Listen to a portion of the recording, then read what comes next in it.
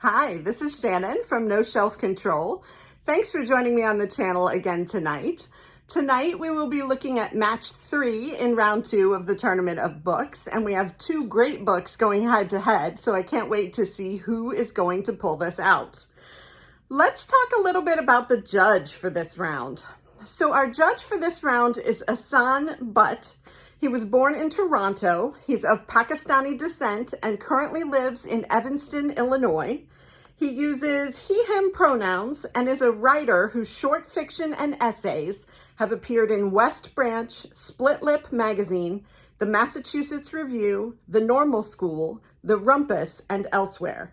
He is currently a senior editor at South Asian Avant-Garde, a dissident literary anthology, which I guess is known as SAAG. So that is Ahsan Butt. He is going to be our judge for today. Now, what 2 books is he judging? Let's talk about that. So the 2 books that he will be judging are Sea of Tranquility by Emily St. John Mandel.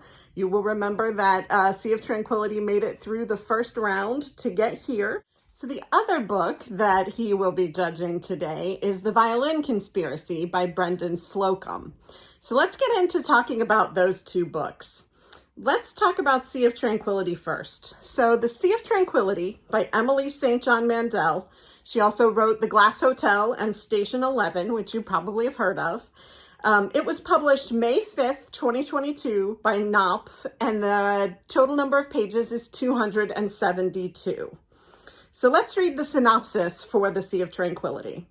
It says, the award-winning, best-selling author of Station 11 and The Glass Hotel returns with a novel of art, time travel, love, and plague that takes the reader from Vancouver Island in 1912 to a dark colony on the moon 500 years later, unfurling a story of humanity across centuries and space. Edwin St. Andrew is 18 years old when he crosses the Atlantic by steamship, exiled from polite society following an ill-conceived diatribe at a dinner party. He enters the forest, spellbound by the beauty of the Canadian wilderness, and suddenly hears the notes of a violin echoing in an airship terminal, an experience that shocks him to his core. 2 centuries later, a famous writer named Olive Llewellyn is on a book tour. She's traveling all over Earth, but her home is in the second moon colony, a place of white stone, spired towers, and artificial beauty.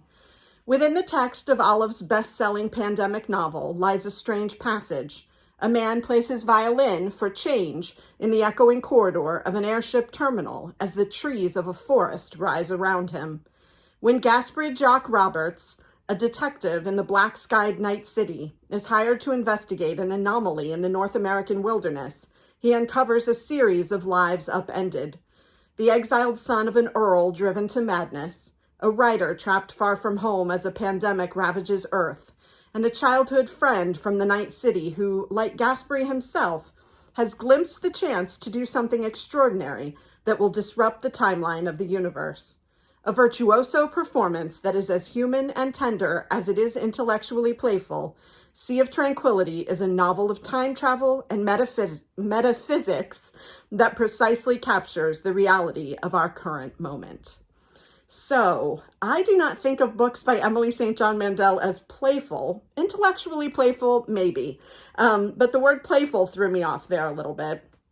I am intrigued that it's a pandemic novel. You know, she tends to do post-apocalyptic type of stories. And so I'm interested to see what she says about a pandemic. I believe, so this book was published post-pandemic or while we were in the pandemic, depending upon where you cut that off. And I'll be interested to see what her take on pandemic is. So that is Sea of Tranquility by Emily St. John Mandel. And now we will talk about The Violin Conspiracy by Brendan Slocum. So Brendan Slocum's book was published February 1st, 2022 by Anchor Books, and it is 345 pages.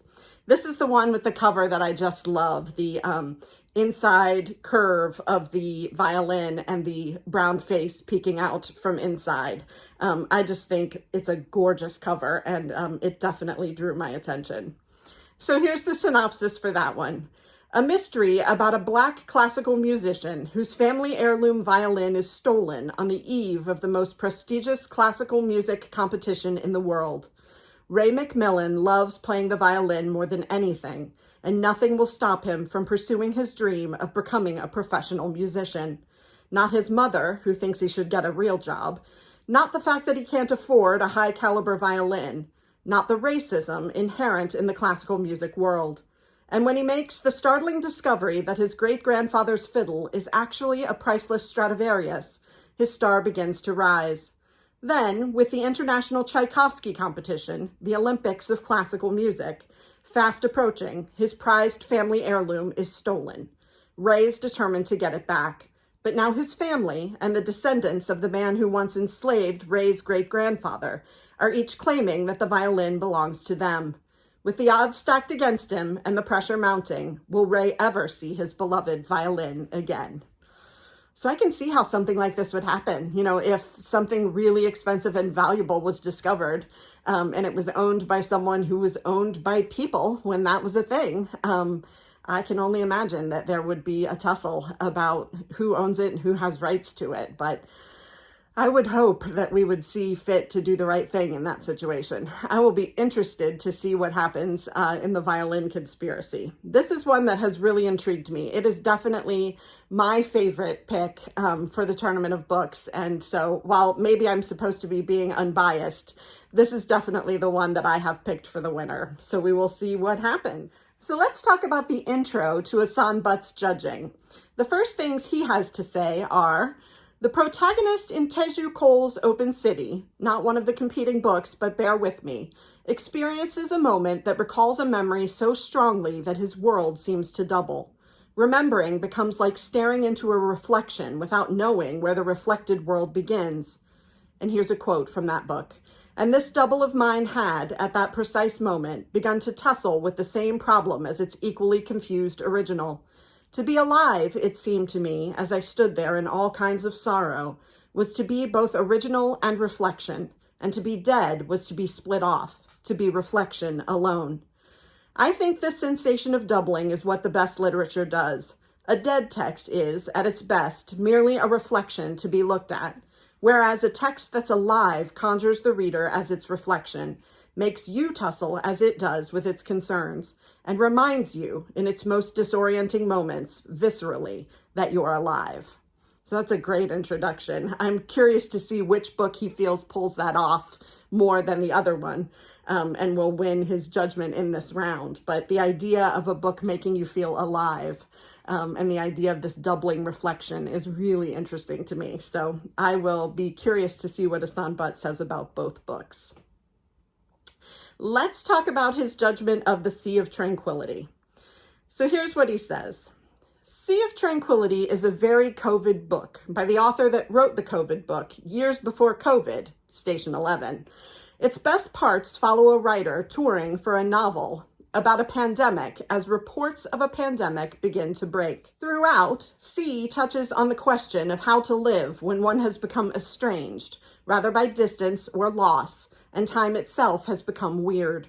The book moves swiftly, gliding along its fragments and short scenes, culminating in a cozy profundity.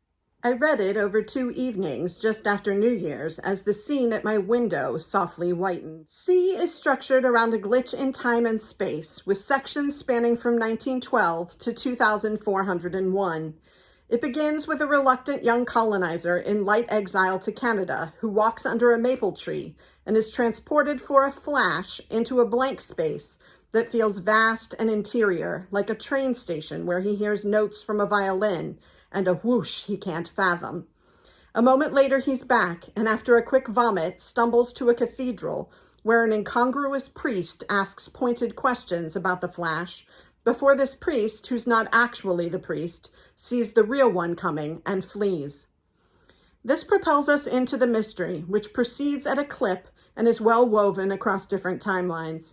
The sections set in 2401 show off Mandel's elegant world building. We're introduced to the Time Institute, initially referenced as an academic place to study things like quantum blockchains, but which takes on a more ominous aura with the reveal of its time detectives and its relationship to the state and law enforcement. The exposition here is finely tuned for genre-twinged literary fiction, suggestive but not dense enough to bog down the prose. C's most affecting section, set in 2203, indulges in minds a meta-ness to surreal effect. Olive, a novelist with clear parallels to Mandel, tours Earth for her pandemic novel, recently adapted to film. The draining monotony of tour life is captured in repetitive beats: flights in cabs, readings done on autopilot, brief encounters with abrasive strangers, quick calls home from beige hotel rooms. But the sequence itself never becomes monotonous. In each new city, we're given more of Olive's lecture on the history of pandemics, a rumination on the meaning we derive from them and why every age believes the world is ending. And as the tour progresses, so too does news of a virus supposedly contained in Australia. It's an engrossing expression of exhaustion, loneliness, and mounting dread, made surreal by its nakedness. It never shies from reminding the reader that it's written by a writer who imagined a pandemic, then witnessed a real one. Not surprisingly, Olive is the most fully realized character in the book. Unfortunately, there's no one else even close. The back half of the novel weaves the mystery strands together, but as clean as the work is, and as impressed as I am by the high concept execution, the attempted poignancy feels perfunctory due to the lack of character development and some anemic dialogue. The protagonist's decisions, including a change of heart that puts the entire drama into motion, have little resonance and feel more instrumented by the plot's next beat than anything that's been meaningfully developed. So interesting. He really likes the Olive character, sees parallels between Olive and Emily St. John Mandel that seem to make that more real, and also really relishes the opportunity to talk about a pandemic from an author who called a pandemic and then lived through one. And I think that's really interesting. He also seems disappointed in other parts of the book. And when he talks about the protagonist, when we read the synopsis, there were so many different characters mentioned. I'm not sure who he means by the protagonist. Maybe he means Olive, but there seem to be so many different, lead characters that I'm not sure who exactly he was referring to. Let's see what he has to say about the Violin Conspiracy. The Violin Conspiracy is a whodunit, coming-of-age story with a blunt critique of this violently racist country and the rich, white, Eurocentric milieu of classical music. I didn't read the back matter before diving in, and the opening was fresher for it. The story begins with the theft of a young Black superstar violinist's $10 million Stradivarius. This is just a month before said superstar, Ray, is to compete in the prestigious Tchaikovsky competition held in Moscow. Suspects are mentioned early and often: the Marx family, Ray's own family, but the causes of suspicion are teased out over the course of the book's first half, which jumps back in time to cover the origin of the violin, a gift to Ray's great-grandfather from his former enslaver, the Marx claim to it, they're descendants of the enslaver, and Ray's family's potential motive. They're mostly working class and think him selfish for playing the violin instead of selling it and sharing the money. The mystery, ultimately, is a framing device for the Bildungsroman and social critique, which is a good thing because the mystery is thin. The who is easy to guess, but more critically, the cast of supporting characters is flat. The characters aren't developed enough to be intriguing or truly duplicitous. We must sense enough of a mind at work to be deceived. Most of the supporting characters exist solely to be supportive or unsupportive. The author's note reveals that much of the story is drawn from his own life. The racist incidents, the supportive teacher, and angelic grandmother, and even the theft of his expensive violin, and was written to convey that surviving in America as a young Black man requires support. Thus, it makes sense that support is a central theme, but it impoverishes the story and drama to reduce supporting characters to that single end, to have them appear, play the beat, pep talk or takedown, and then disappear. My favorite scene is one of the rare instances where that pattern seems to break.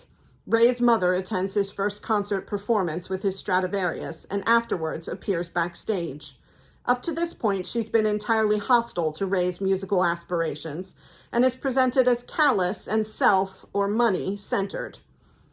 In this scene, however, she brings a bouquet. They have a pointed but playful banter about sharing the $10 million fiddle. Is this a new tactic? And Ray throws himself into her arms, and she stiffly reciprocates. The scene is brief, and perhaps I'm projecting, but the ambiguity around the shift in her tone and the slight suggestion of her discomfort in the white-dominated space, which is supported by an earlier mention of her not wanting to sit in an alien concert hall with soccer moms wondering if she's lost, deepens her as a character. The moment doesn't change anything. In fact, it's surprising how little Ray's mother figures in the second half, but the scene lingers.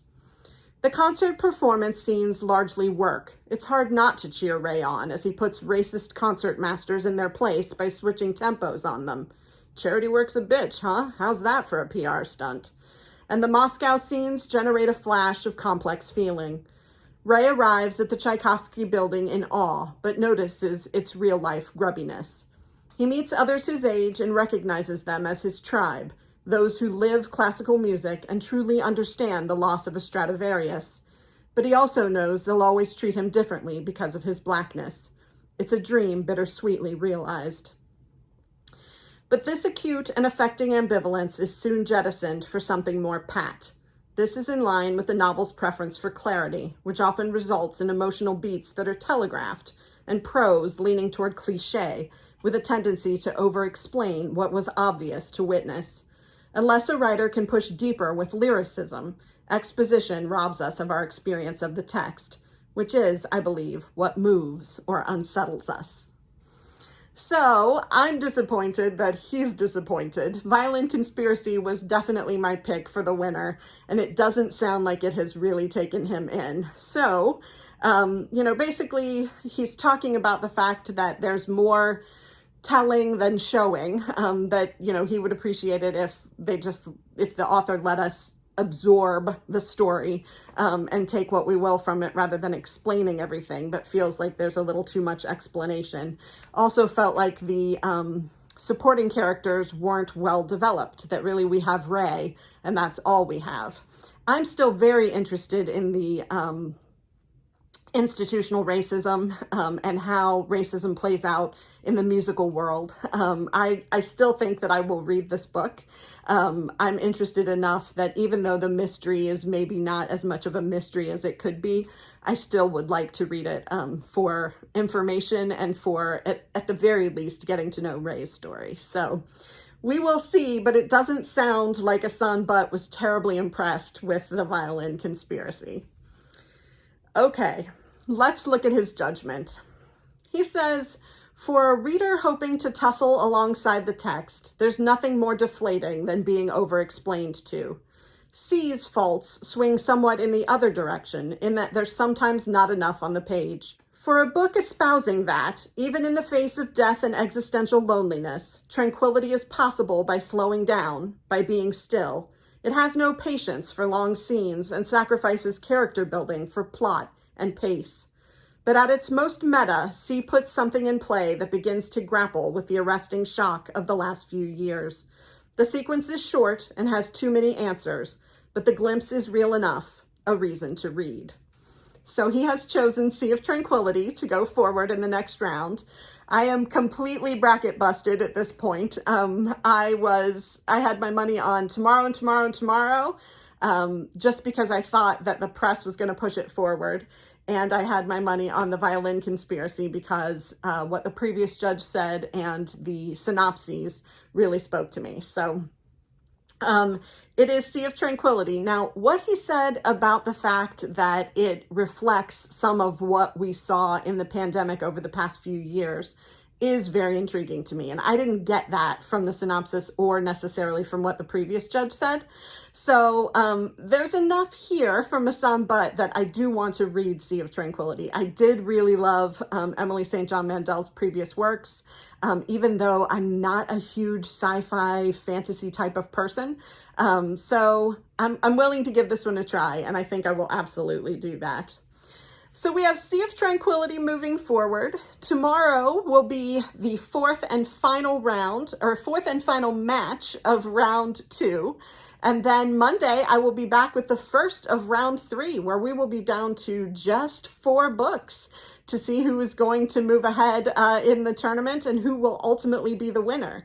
I'm really enjoying covering the tournament of books with you, and I hope you're enjoying it too. If you are, please click like and subscribe. That helps me a great deal. And if you are so inclined, I do have a wish list attached at the bottom of each video description that gives you the opportunity to gift me with a book if that's something that you would be inclined to do. If not, of course, as I always say, you're under no obligation. But if you do gift me with a book, I will read it, I will review it, and I will absolutely give you a shout out on the channel. So I can't wait to come back tomorrow with the last match of round 2 and to finish up the tournament of books next week. But this weekend, I will be around with a couple of book reviews that I'm excited to do and a couple of brand new books that I received from Goodreads giveaways that I'm looking forward to introducing you to. So stick around and I will talk to you soon. Thanks.